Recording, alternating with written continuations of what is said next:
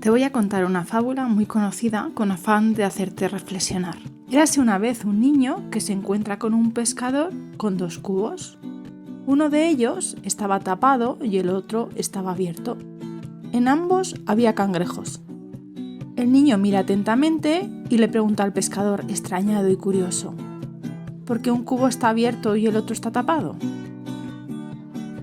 Y el pescador le responde: porque en uno de los cubos los cangrejos se ayudan entre ellos y logran escapar, pero en el otro los unos a los otros se impiden salir de él.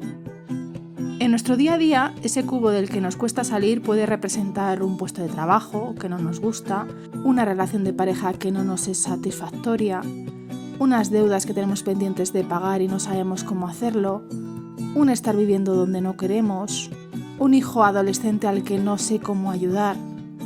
Hay millones de cubos diferentes. Para salir del cubo se requiere acceder a una versión de uno mismo diferente a la que somos. Teniendo en cuenta esta historia y nuestro cubo en particular, vamos a enumerar 7 comportamientos que favorecen que salgamos de ese cubo incómodo en el que cada cual está. Lo primero de todo, mímate. Siente tu cuerpo y respétalo. Conéctate con lo que suponga para ti volver a ser naturaleza. ¿Qué quiere decir eso? Recupera tu espontaneidad, rescata tu creatividad y ten presente la generosidad. Cada vez que eliges sin escuchar lo que quieres de verdad, estás optando por no salir del cubo. Dejar de cuidarte por cuidar de otros no es la alternativa, así pierdes la brújula.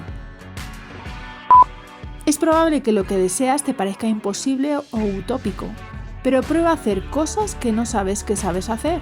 Improvisa, confía y lánzate a la aventura, curiosea. Deja a un lado el control. Acepta que no tienes todas las respuestas y permítete abrirte a opciones en las que no habías pensado. Juega.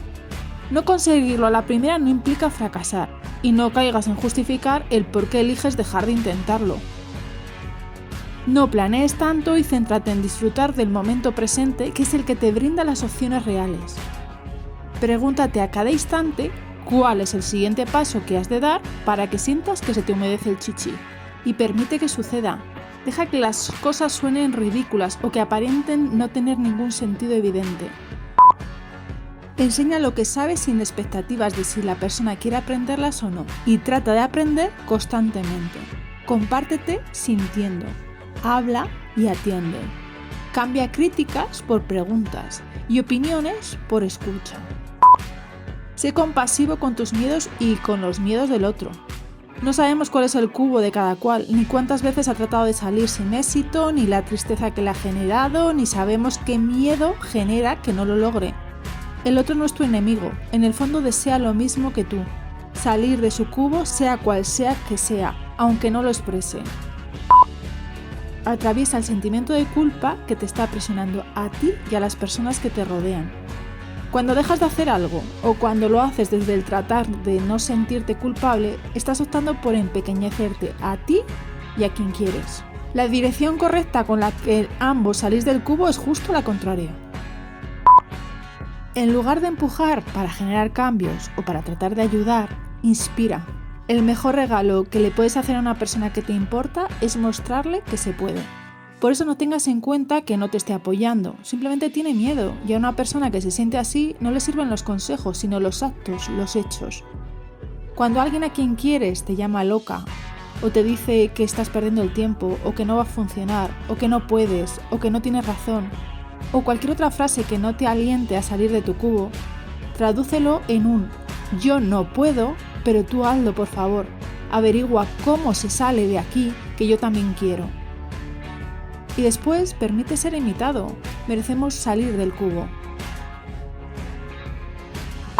Compárate con tu no ser del pasado, pero no pierdas el tiempo comparándote con otra persona. Y recuerda que querer ser más y más y más y más no implica en absoluto salir del cubo.